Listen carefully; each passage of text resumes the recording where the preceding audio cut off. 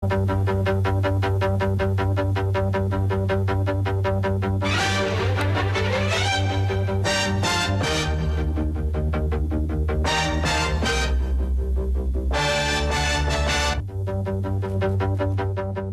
amigos, tripulantes de nuestra querida, contaminada y única nave espacial.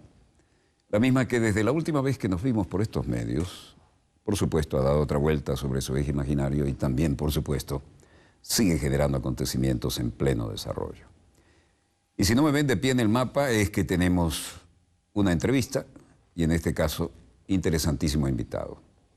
De una vez y para que lo ponche nuestro director, está con nosotros doctor, profesor y todo lo que quieran agregarle en materia académica, Enrique Dussel, filósofo de los pueblos del sur, en una pequeñísima y atrevida definición que no le hace justicia a un currículum del cual, si se los leo completo, se nos acaba el programa. Pero a priori, nació Enrique Domingo Dussel Ambrosini el 24 de diciembre, Nochebuena de 1934, Departamento de La Paz, provincia de Mendoza, en la hermana República Argentina. Es un académico, filósofo, historiador y teólogo, naturalizado mexicano. Fue rector interino de la Universidad Autónoma de la Ciudad de México. Es reconocido internacionalmente por su trabajo en el campo de la ética, la filosofía política, la filosofía latinoamericana y en particular por ser uno de los fundadores de la filosofía de la liberación. Estábamos acostumbrados a la teología de la liberación, pero aquí tenemos la filosofía de la liberación. Es un pensamiento, corriente de pensamiento, de la que es él el arquitecto, habiendo sido también uno de los iniciadores de la teología de la liberación. Ha mantenido diálogo con filósofos como, ajusten los cinturones, Karl Otto Appel, Gianni Battimo, Jürgen Habermas, Richard Rorty, Emmanuel Levinas y Adela Cortina. Su vasto conocimiento en filosofía, política, historia y religión, plasmado en más de 50 libros y más de 400 artículos, muchos de ellos traducidos a más de 6 idiomas, lo convierte en uno de los más prestigiados pensadores filosóficos del siglo XX y ha contribuido ciertamente a la construcción de una filosofía comprometida. Y ha sido crítico de la modernidad, apelando a un nuevo momento denominado transmodernidad. También ha sido crítico del helenocentrismo y del eurocentrismo y del occidentalismo y defiende la postura filosófica que ha sido denominada bajo el rótulo de giro descolonizador o giro descolonial. Investigador nacional emérito. Si seguimos con todos los elementos que pudiéramos agregar, maestro, nos quedamos sin programa. Tiene un currículum absolutamente envidiable. Y el aquí y el ahora. Usted que es un hombre de pensamiento comprometido, ¿cómo ve la geopolítica, la realidad actual, por ejemplo, en la patria grande latinoamericana y caribeña, o la renacida tensión este-oeste ahora entre Rusia y los países OTAN, el papel impresionante, imparable de China, solo por poner alguna barajita sobre la mesa? La palabra es suya. Sí, me podría situar en lo que es su especialidad justamente y que tanto me encanta este programa. Lo he visto muchas veces y da la casualidad que tengo una manera de pensar muy parecida. El primer capítulo de un libro publicado en el Fondo de Cultura Económica se llama Geopolítica y Filosofía. Y entonces hablo cómo el pensamiento filosófico se despliega en el tiempo y en el espacio. Y la pregunta que me hace, yo podría empezar a hablar más bien a un nivel político, económico, pero me gustaría, si me permite, situarnos en lo que me ha citado un poco un grupo de gente a Venezuela, y estamos haciendo un seminario sobre el pensamiento descolonizador, y aún en relación al marxismo mismo, porque Marx es un hombre del siglo XIX y es un hombre de su época, y como era muy influenciado por Hegel, tiene una cierta visión de la historia que era inevitablemente eurocéntrica. Él no conocía mucho lo que pasaba porque su época no lo conocía, China, la India, el mundo musulmán, África, América Latina mismo. Y las comunicaciones ciertamente no lo permitían, ¿no? Ya había comunicación, pero había falta de información por una parte, pero por otra parte había un mecanismo muy propio de eso que llamamos modernidad. Y para que valga la metáfora, es como si en la computadora yo leo un archivo de la computadora, lo aprendo, hago un resumen y después lo desconecto. Pero no solo lo desconecto, sino que lo olvido, pero no solo lo olvido, sino lo denigro después. Es decir, por ejemplo, la China fue muy utilizado en Europa en el siglo XVIII. La revolución industrial era imposible sin la intervención de China, que empezó antes que Inglaterra, la revolución industrial. Kenneth, en este momento muchos autores están trabajando cómo surgió esa revolución en China, qué maquinarias usaron, cómo de ahí pasaron a Inglaterra. Y el mismo Adam Smith habla glorias de China en El origen de la riqueza de las naciones. Si uno lee el libro en castellano del Fondo de Cultura Económica y va al índice y ve China, hay muchísimo. Y él dice, pues, un magnate chino va con una corte de gente y un rico inglés va solito por la calle. Es decir... Y ahí dicen que Inglaterra comerció con opio y obligó casi a los asiáticos a que consumieran eso opio. Ya en 1830 y demás, pues no tenía nada que venderle. Y entonces le vendió opio que producía en la India. Y entonces le inventó un producto porque... Desde el siglo XVI hasta el XVIII, Europa no le pudo vender a Chile nada. Y al comienzo compró con nuestra plata. La plata americana se acumulaba en España, pasaba a Flandes y de ahí iba a terminar a China, porque la porcelana era el gran producto de la aristocracia de todo el mundo. Y que por algo le llaman China, ¿no? China, en inglés. Entonces, desde el zar hasta todos los reyes europeos, el mismo rey inglés, pero también los reyesuelos, diríamos así, del África y hasta América Latina, todos tomaban sus desayunos y sus comidas con la porcelana. Y el vestido de toda la aristocracia del mundo, desde los obispos en Roma hasta todos, era la seda. Y así muchos otros productos. La chinoiserie era secrétaires o mesas muy decorados a la China, y hasta el laissez-faire de la política liberal que dice, deje usted hacer al mercado. Laissez-faire, laissez-passer. Viene de una traducción china que concebían el poder como no actuar. En la medida en que todo funcionara bien, le llamaban el diagnóstico de las fuerzas en contradicción, Xi.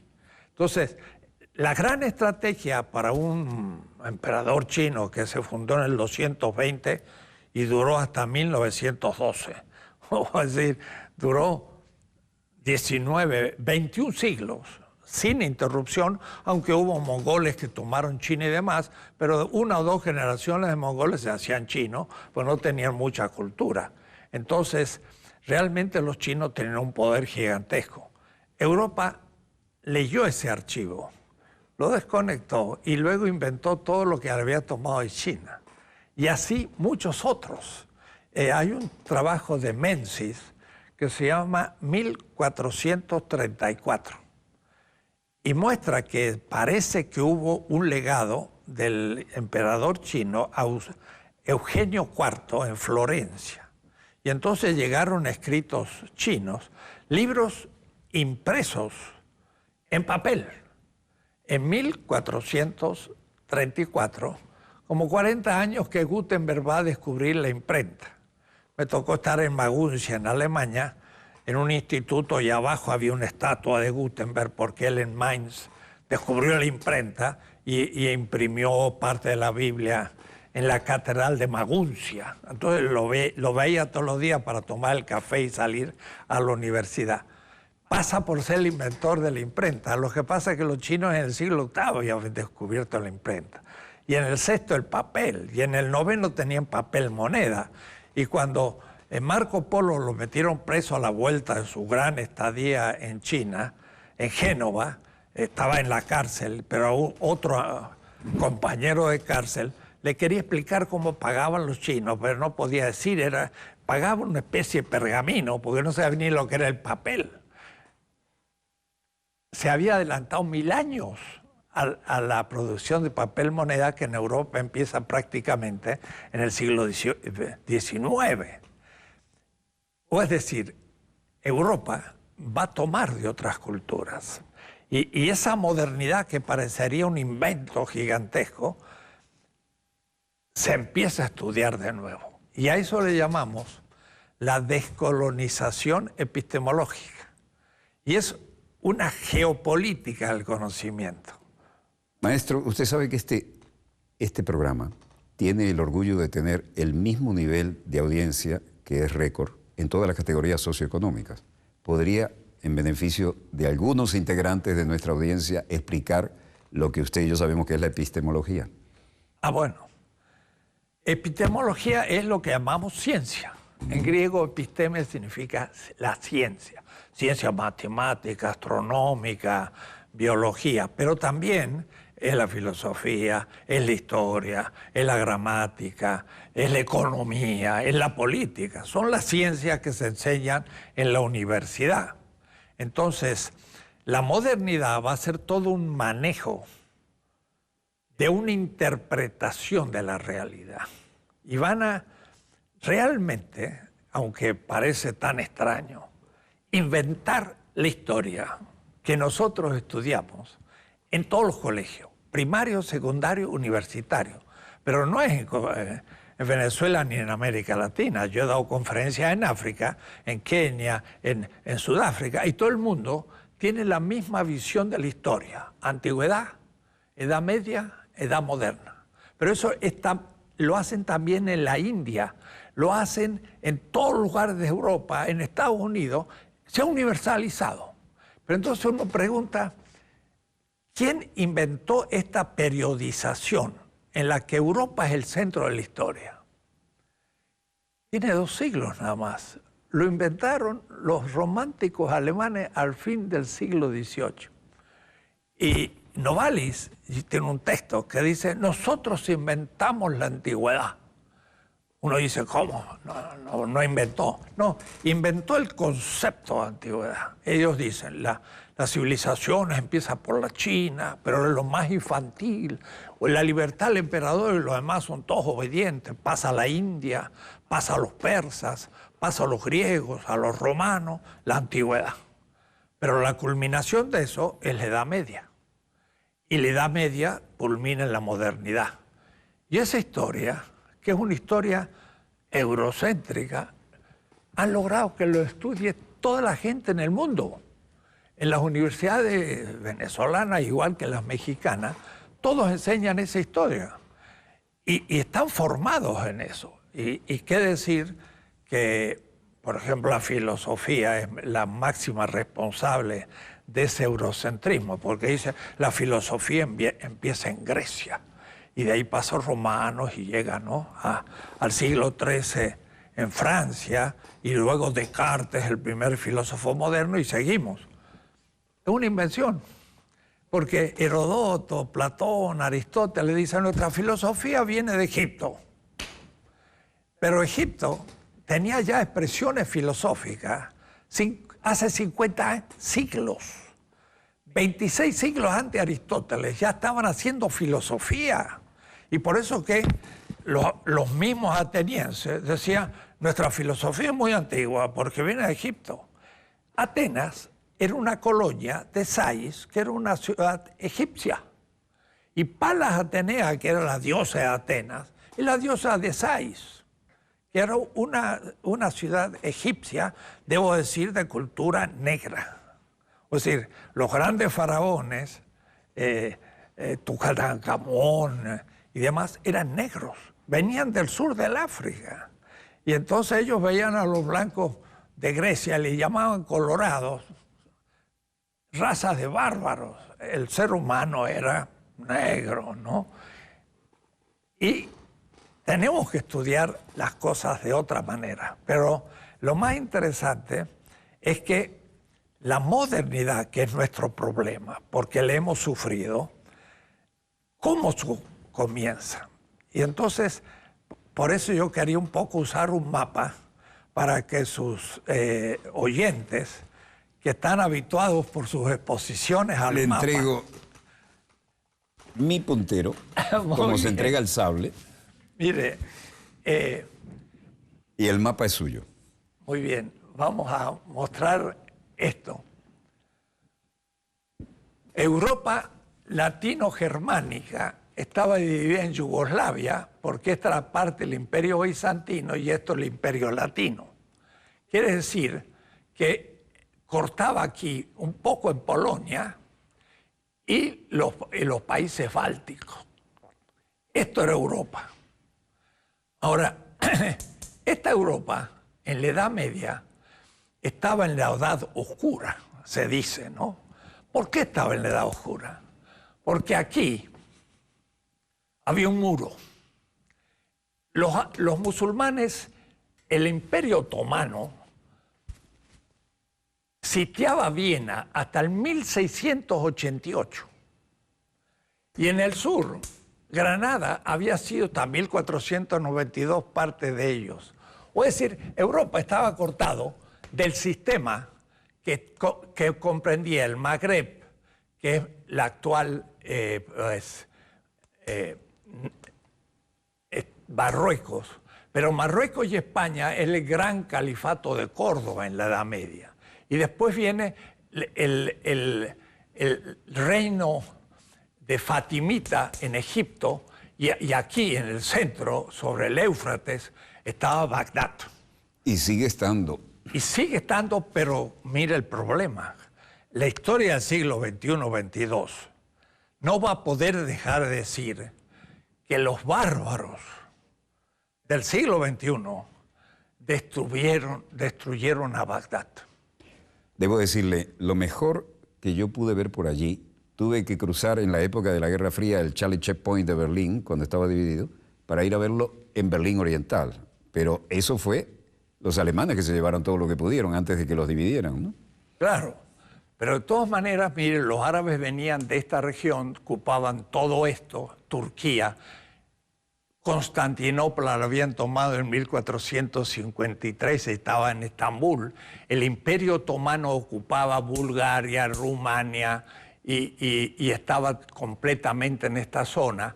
Y luego esto era el califato de Bagdad, y Afganistán era un reino también.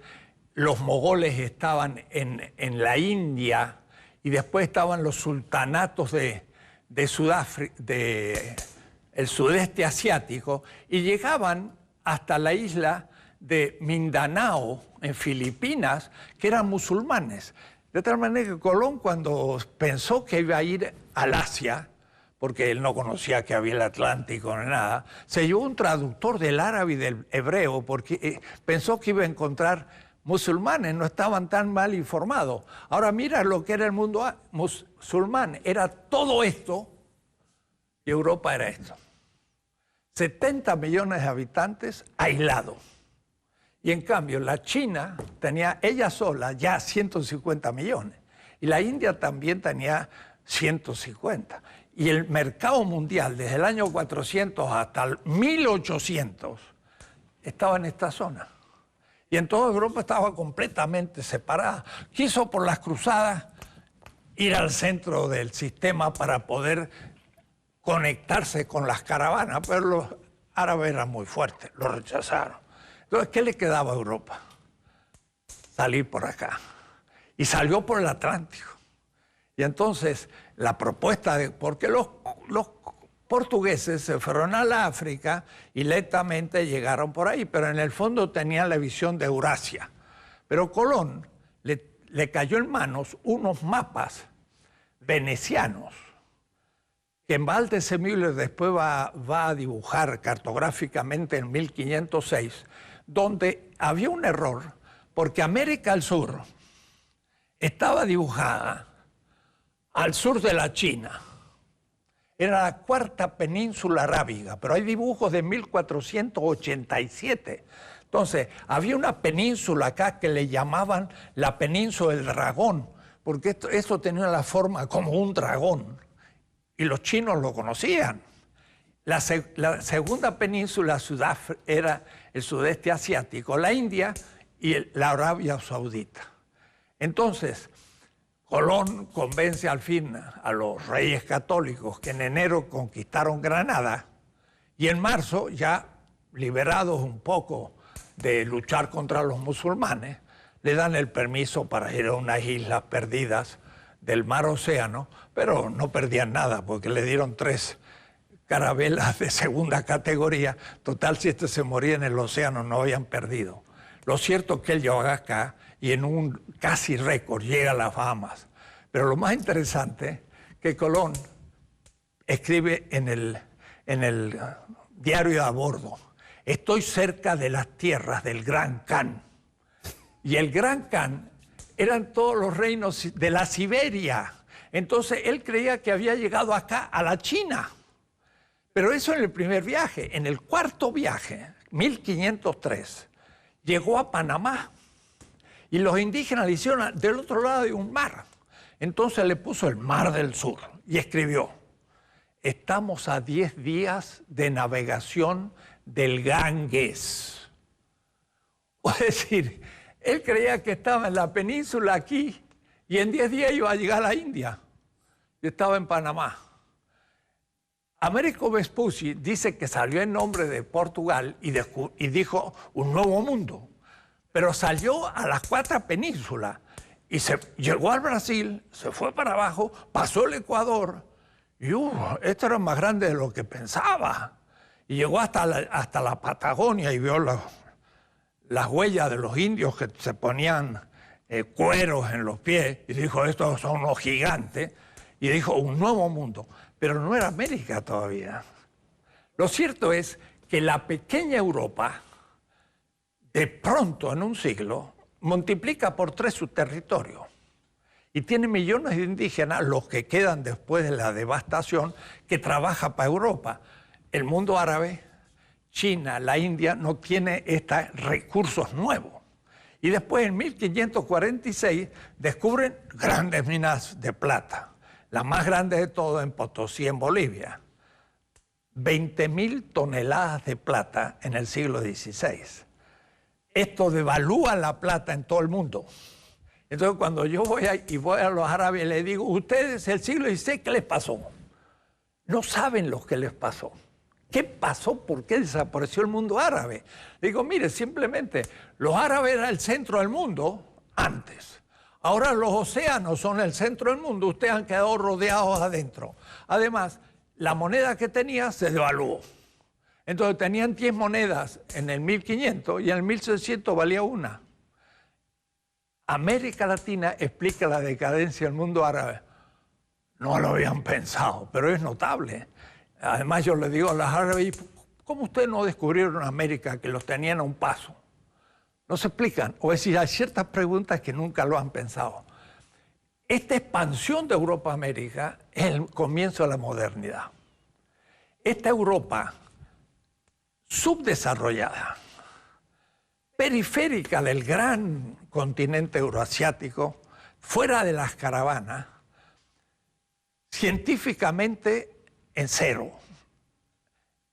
En Bagdad estaba el centro de la sabiduría, la matemática. Nosotros usamos los números árabes. La gente dice: ¿por qué le pusieron árabe? Porque en Bagdad había la gran escuela matemática, eran aristotélicos. Alepo, Trípoli, no sale Alepo. Lo están bombardeando hoy. En el siglo VIII, Aristóteles llegó a Alepo, traducido del griego al árabe, y ahí empezó Aristóteles a funcionar en Alepo, que era el mundo árabe. Era el pensamiento científico, matemático, astronómico. Y entonces aquella cultura era el centro de la historia, pero se conectará después con China y la China tomará el relevo. Europa estaba fuera del sistema.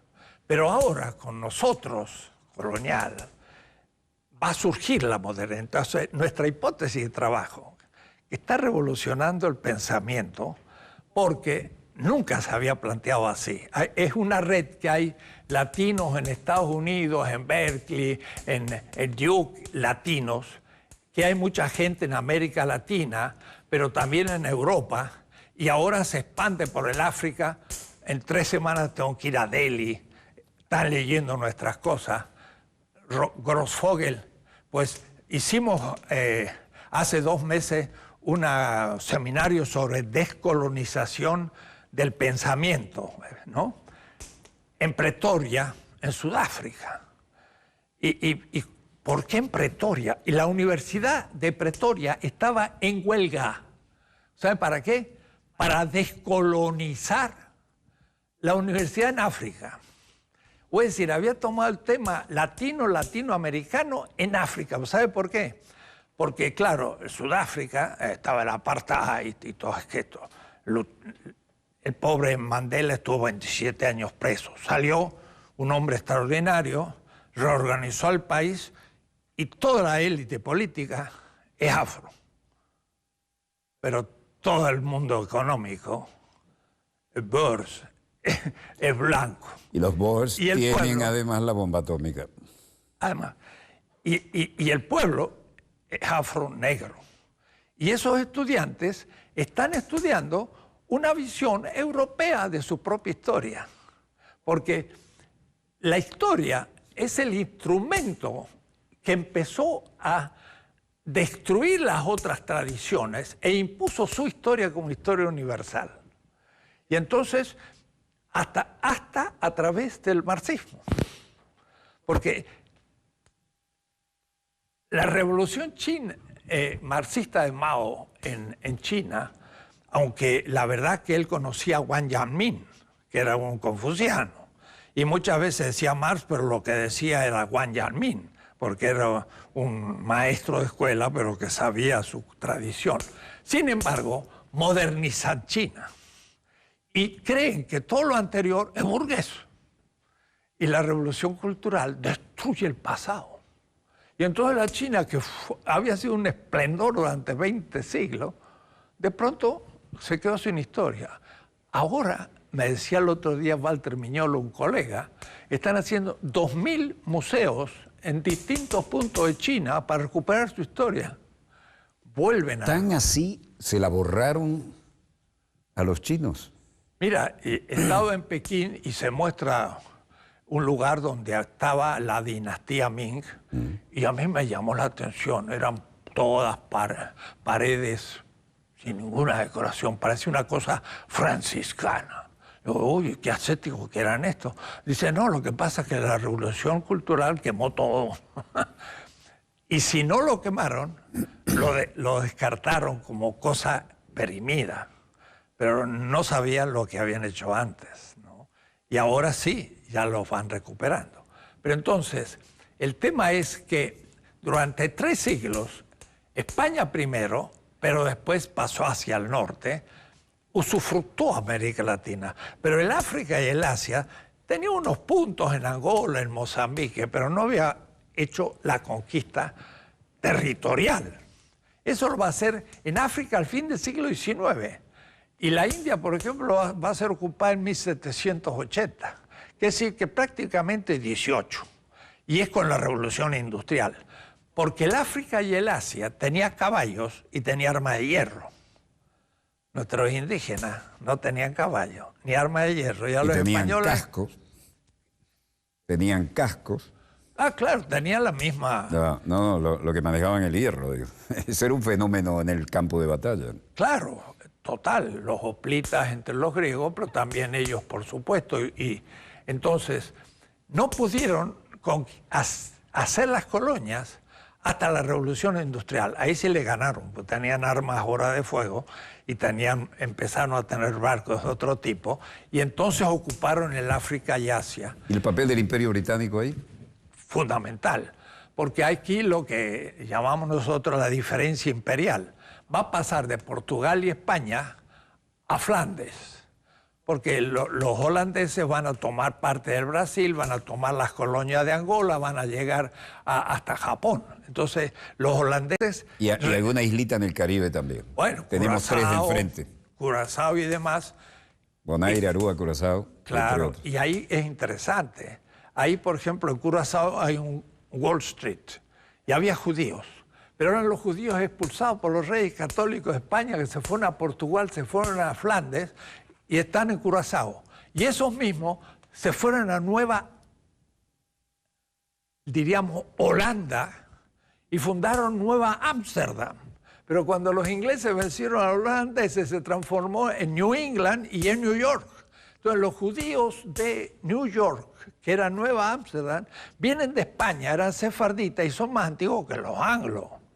Ahora, claro, los judíos también es un clan comercial que tiene 25 más 30 siglos, que empieza desde el exilio de Babilonia y se va extendiendo, ¿no? Hay toda una cultura que no sé por qué no se subraya suficiente en los textos modernos. ¿Qué pasó ahí? ¿Cuál es su opinión? ¿Cuál?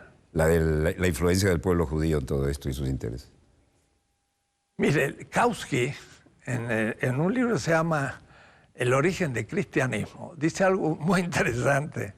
Dice, en el exilio en Babilonia, los judíos dejaron su tierra y para recordarla la escribieron. Y ahí escriben lo que se llamaría el Antiguo Testamento. El paraíso, Testamento. la leche, la miel. Era la ley, los libros históricos, los profetas y los salmos y toda la Biblia, diríamos. Pero después se extendieron en el imperio persa y cuando vinieron los griegos se extendieron por todo el imperio griego que llegaba hasta el Indo. Y cuando llegaron los romanos se extendieron por el imperio romano. Y entonces siguieron ellos siendo grandes comerciantes. Y se adaptaron a cada una de las cadenas de mando. Claro. Y además, mire qué interesante, como ellos adoraban un Dios Yahvé del Israel primitivo, lo seguían adorando en sus sinagogas en todas partes. Y entonces ese Dios propio está en todas partes. Era un Dios universal. Y ahí sale el monoteísmo de Israel, de donde va a salir el cristianismo. El cristianismo. Porque en todos lugares había otros dioses, pero el de ellos estaba en todas. En fin, esa es una historia que también se puede apasionante contar. Pero esta modernidad es el tema, porque la pequeña Europa parte después a Flandes y después Inglaterra vence. Ahora, la posición de Inglaterra es fundamental. Inglaterra y Japón son las 2 islas de Eurasia. Y Inglaterra era un país poco poblado, con una monarquía muy débil, y entonces el continente estaba en lucha de religiones y todos huían a Inglaterra. Y ahí nadie atacaba porque era una isla perdida, pero en el nuevo centro geopolítico moderno, que es el Atlántico Norte, que descubrió Colón, pero este era el Atlántico tropical. Y el de Brasil es de Portugal a Brasil, porque las corrientes van así, entonces no podían andar por aquí, tenían que ir a Brasil y de ahí recién iban a África y llegaban a Goa y llegaban hasta el Japón los portugueses. Entonces la modernidad fue una expansión lenta de Europa que con la revolución industrial se impone a todo el mundo.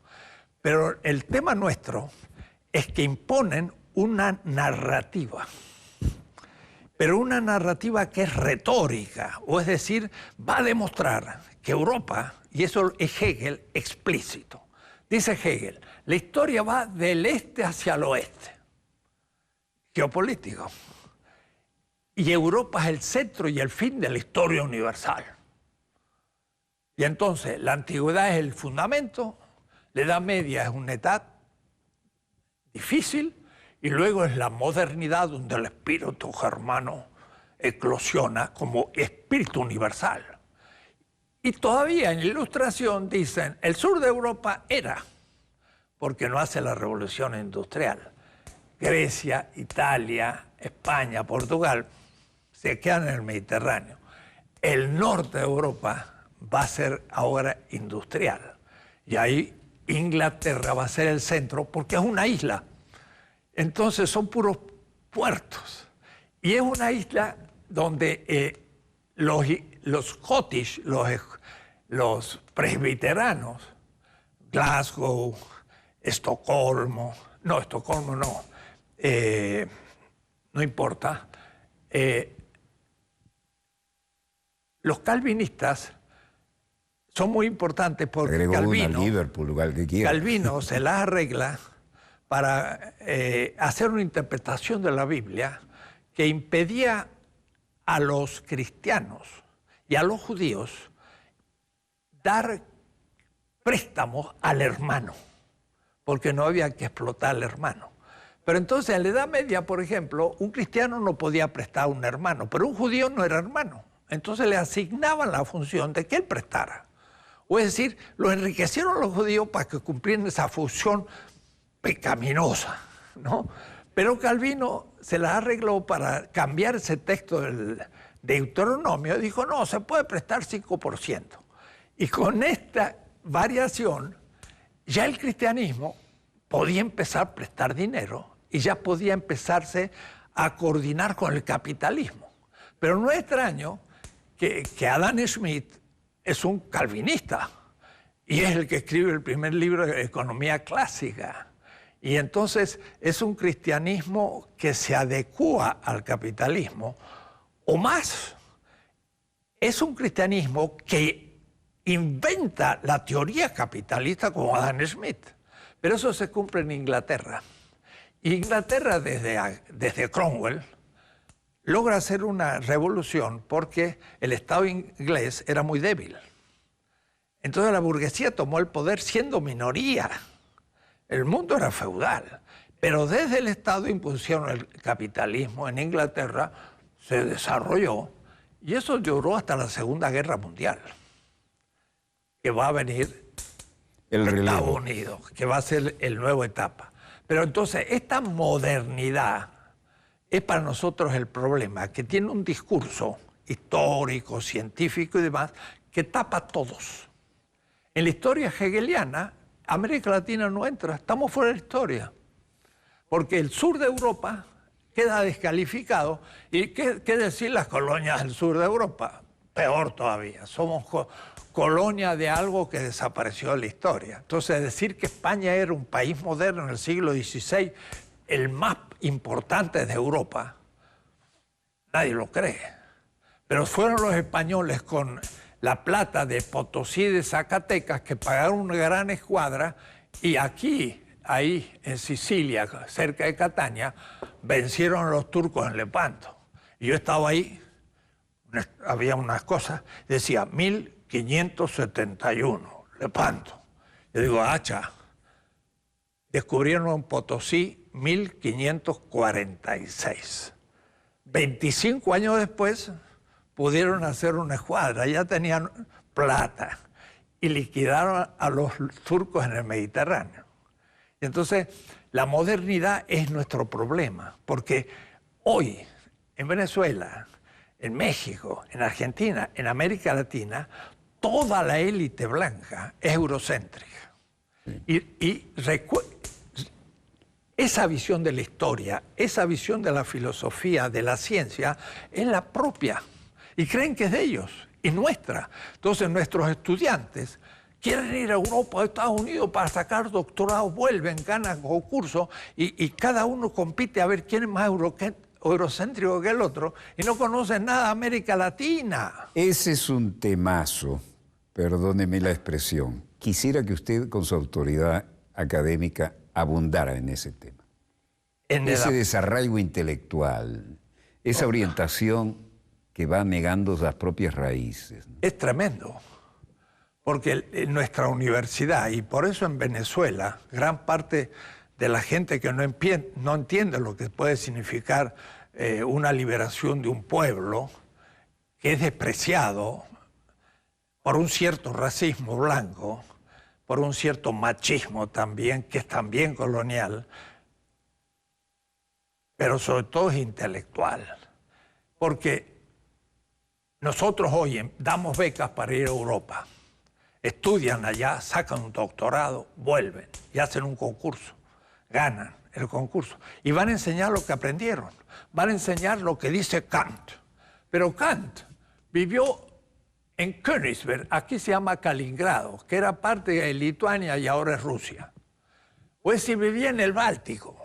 Para entender el mundo de Kant hay que reconstruir muchas cosas, porque hay que ir al siglo XVIII del Báltico. De paso, mire, el próximo año, 2017, va a ser 500 aniversario de la Reforma Luterana. Y Lutero puso las 95 tesis en Wittenberg. Y yo di una conferencia como a 50 teólogos alemanes, norteamericanos de Yale y brasileños, donde hay muchos luteranos, y les hice una historia. Y entonces les dije, miren, si no se hubiese descubierto el Atlántico y América, Lutero hubiese sido un heresiarca de segundo en Europa sin significación. Me miraron. Digo, el norte de Europa no se podía separar de Roma, porque después de aquí estaba la nada, estaban los osos polares. Entonces, o se comunicaban con Roma o quedaban fuera del mundo. Entonces, todo el comercio iba a Italia, que era como la penetración en el Mediterráneo, Amalfi, Génova, Venecia, y estos iban hasta Antioquía, y de ahí salían las caravanas por la ruta de la seda hasta llegar a China. Entonces, el Mediterráneo era el centro de Europa, el sur, y había una iglesia muy poderosa. Mira lo que voy a decir ahora. Cuando se descubre el Atlántico, el Báltico se conecta al centro geopolítico. No necesita Roma. El norte de Europa dice no necesito Europa y se hace luterana. Pero entonces, mire, surge algo que nadie lo piensa. Surge la Iglesia Católica. La Iglesia Católica no es la medieval, es una iglesia moderna, se funda en Trento. Se funda en el Concilio de Trento. Trento, 1560. Y la funda... ¿Con qué argumento puede desarrollar usted esa idea que es muy interesante? Porque de Trento para acá. Claro, porque Roma estaba en el centro del Mediterráneo, que era el centro de Europa, porque estaba en el sur. Era el Mare Nostrum. Una vez que se descubre el Atlántico, es la muerte del Mediterráneo. Entonces, un gran historiador, Brodel, de la Escuela de los Anales, escribió Felipe II y el Mediterráneo y mucho. Pero un alumno de él, que fue mi profesor en la Sorbona, se llama Pierre Chonu, escribió 7 tomos, Sevilla y el Atlántico. Y entonces yo me di cuenta que ahí había algo. La modernidad es la muerte del Mediterráneo y el nacimiento del Atlántico. Y mire, ahora Inglaterra queda bien situada, antes era Roma. ¡Pah! Un cambio total. Y el norte de Europa se hace industrial y se hace luterano, etc. No deja de ser cristiandades, o decir que es una inversión del cristianismo. Porque el cristianismo que nace en el Medio Oriente es crítico al imperio. Y el fundador del cristianismo lo pusieron en la silla eléctrica, que era la cruz. No era un signo religioso, ahí estaba Espartaco. Pero era después un signo denigrante en ese momento, además. Total. Después de 3 siglos, esos cristianos estaban presentes, sobre todo en Turquía y en otras partes. Y Constantino, cuando se dividió en 4 partes el imperio que estaba en las Galias, venció al otro y después a Licino, y se hizo emperador y se dio cuenta que los cristianos eran muy numerosos y les dio libertad, y después se apoyaron en los cristianos. Y dejaron Roma e hicieron la capital del imperio en Constantinopla. Y entonces el peso se vino acá. Pero ahora los cristianos... Y Estambul, Constantinopla, claro, esa dualidad. Cuando los otomanos tomen Estambul, se va a hacer un imperio. Y eso es lo que va a sitiar Europa. Pero lo interesante es que los cristianos que habían perseguido al imperio porque tenía esclavos y todo, ahora lo justificaban. Sobre todo en América. Es cuando andando el Pero tiempo. eso, la primera inversión fue la cristiandad del Mediterráneo. Roma se hace cristiana. Y por lo tanto, el fundador crucificado ahora aparece en las alíos, en la Santa Sofía, con los ojos abiertos, crucificado, pero sin sangre, porque era un rey. Ya no era el crucificado, era justo el rey, lo contrario. Pero esa es la primera inversión, que se llama la cristiandad, o es decir, el cristianismo se invierte.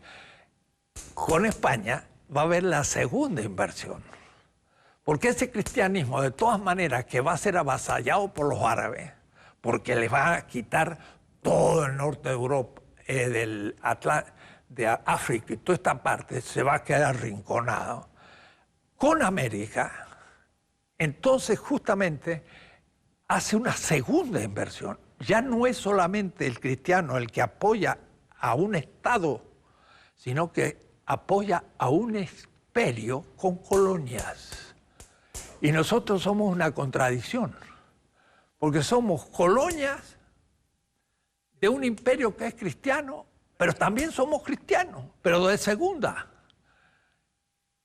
Ya no se entiende nada. Y yo digo siempre... Hay que además ser de segunda es la negación del cristianismo. En un indígena de Chile, un misionero, predicaba cosas, entonces puso una crucifixión. Pintó. Entonces puso en la cruz a un indio. Y el soldado era español. Entonces el misionero dice, no, pero si Jesús no era indio. Y le dice, usted me dijo que Jesús era inocente y era un hombre bueno y luchaba por la gente. Es un indio. Y usted me dijo que eran los soldados romanos que mataron al justo, si nos están matando a nosotros. O es decir, ese entendió el cristianismo, pero tenía entonces que invertir la cosa de nuevo. Extrapoló perfecto. Claro, bueno, pero entonces, para nosotros el tema es descolonizar la interpretación de la historia y de la filosofía, por ejemplo.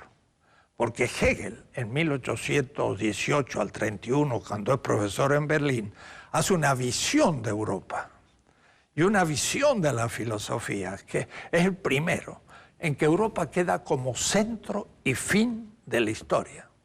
Y eso se lo cree todo el mundo, y aún aquellos que están en contra de Europa, cuya aspiración es llegar a ser como Europa para vencer a Europa.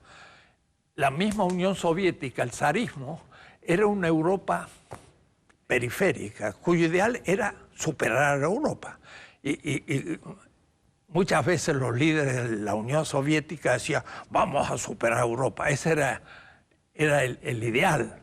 Pues entonces quiere decir que ya habían asimilado a la modernidad y eran modernos porque estaban funcionando según ese mito de la modernidad. Bueno, llegaron hasta la mitad de Berlín, ¿no?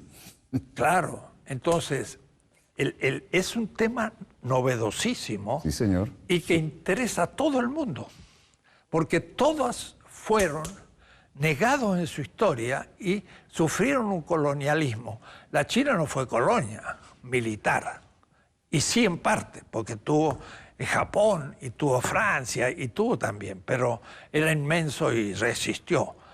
Pero sí fue colonizado epistemológicamente, es decir, científica, universitariamente. Y nuestros profesores, después de estudiar en Europa, vienen y... Pero si un estudiante quiere empezar a estudiar la historia propia y llega a querer hacer un doctorado, dice, yo quiero hacer un doctorado sobre un pensador colombiano o venezolano, entonces los profesores dicen, pues no hay ningún especialista, no puede hacerlo. Tiene que hacerlo sobre un autor norteamericano o europeo porque tenemos especialistas. Entonces no se puede formar. Y si no se puede formar ahí, ¿dónde se va a formar? ¿Quién va a recuperar nuestra historia? ¿Y quién va a hacer una historia que nos permita desarrollarnos ante este enorme peso de esto que llamaríamos geopolítica del conocimiento? ¿Se da cuenta? Es dominador no a nivel económico,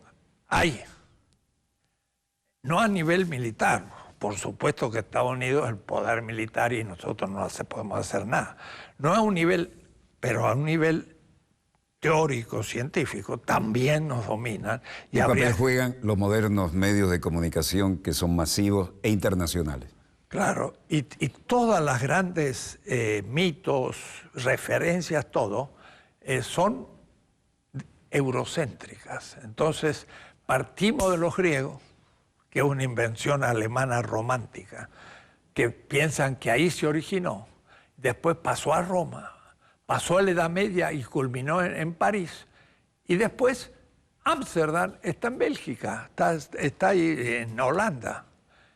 Y Descartes es un filósofo, el primero, pero escribió el discurso del método en 1636, un siglo y medio después del descubrimiento de América. Entonces, los grandes problemas filosóficos no fue ese, era cuando llegaron a América se dijeron, estos indios son seres humanos. Es un tema filosófico fundamental, porque ¿son hombres o no son hombres? Dijeron, sí son, pero sus costumbres los han vuelto bestiales. Entonces son como niños. Y entonces el mismo Kant va a definir la ilustración. Va a decir, la ilustración es una salida de un estado de inmadurez. Era como el indio.